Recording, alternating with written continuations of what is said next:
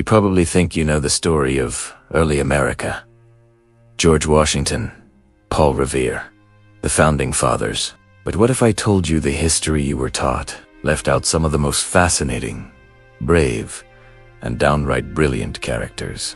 And what if I told you many of them were women? Today, we're pulling back the curtain on 5 incredible women from early American history whose stories were almost lost to time. And trust me, by the end of this video, your view of American history will be completely transformed. First up, let's talk about Sybil Ludington. You've heard of Paul Revere's Midnight Ride, right? Well, meet the 16-year-old girl who rode twice as far, through a much more dangerous route, all to save her community. On the rainy night of April 26, 1777, a messenger arrived at the Ludington home in New York with dire news.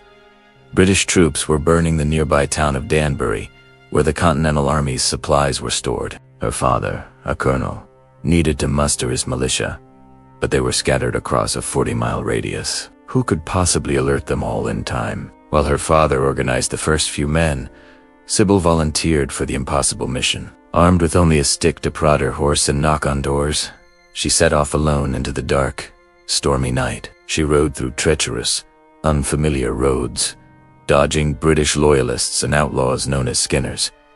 For 40 miles, she galloped from farmhouse to farmhouse, shouting, "The British are burning Danbury. Muster at Ludington." By dawn, nearly all 400 of her father's soldiers had gathered, ready to march. They arrived too late to save Danbury, but they were able to engage the British forces and drive them back to their ships. Alexander Hamilton, and even George Washington himself, commended her bravery. Yet, while Paul Revere became a legend, Sybil Ludington's heroic ride was nearly forgotten. Why? Was it because she was a woman?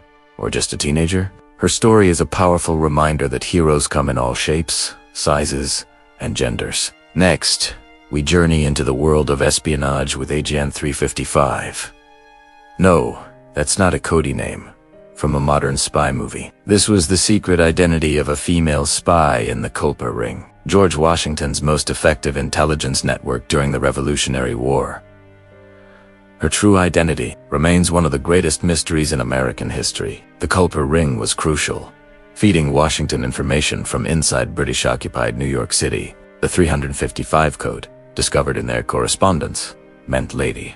This mysterious woman was a key player. She was reportedly a member of a prominent Loyalist family in New York, giving her access to high-ranking British officers and their secrets. She could attend social gatherings and listen to conversations that no male spy could ever get close to. Historians believe she worked closely with the Ring's main agent, Robert Townsend. One of her most significant contributions was helping to uncover the plot of Benedict Arnold, the infamous traitor who planned to surrender West Point to the British. Agent 355 reportedly passed along crucial intelligence that exposed his treason.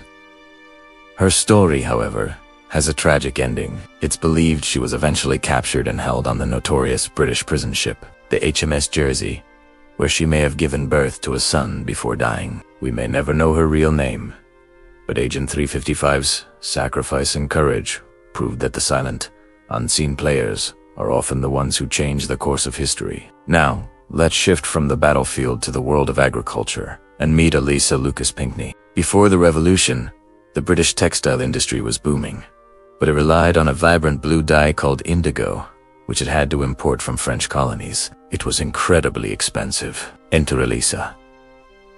In the 1740s, as a teenager in South Carolina, her father, who was stationed in Antigua, sent her some indigo seeds to experiment with. At just 16, she was left in charge of 3 of her family's plantations. While most young women of her status were focused on social affairs, Eliza was obsessed with botany and business. Cultivating indigo was notoriously difficult. The crop failed repeatedly, wiped out by frost and sabotaged by a dye maker from Montserrat, who, wanting to protect his own island's monopoly, deliberately ruined her batch. But Elisa was relentless. She meticulously documented her experiments, year after year, patiently figuring out the precise planting and processing techniques.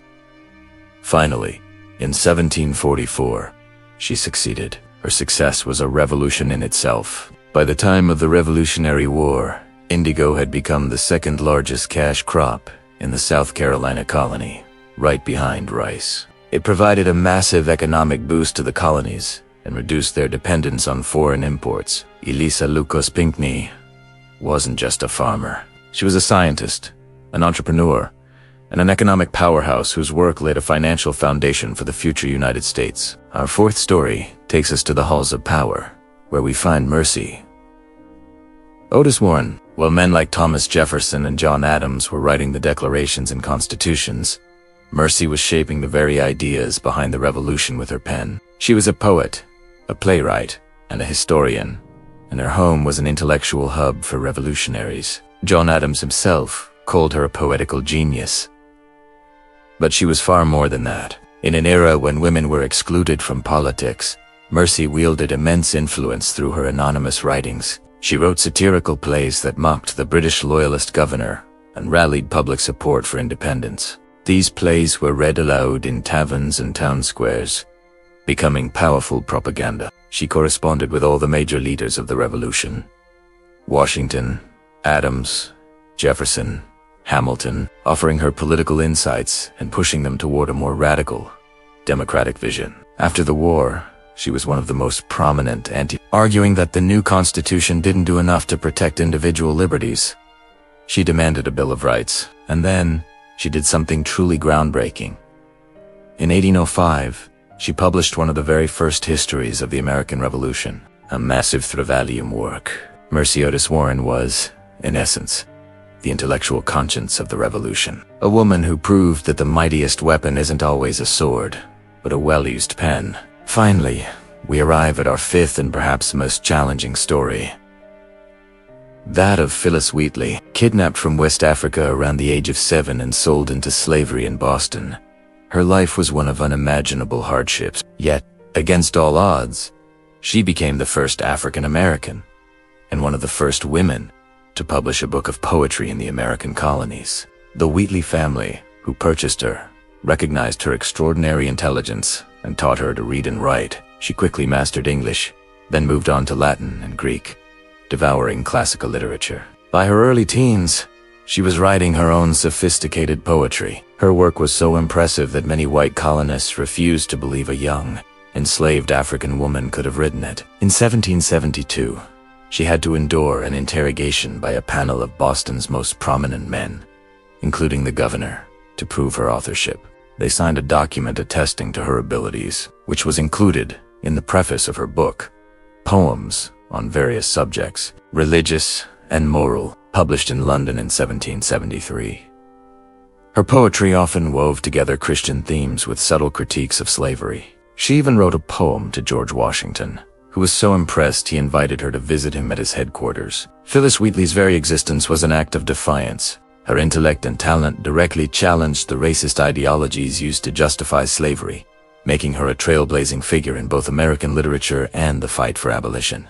Sybil Ludington, Agent 355.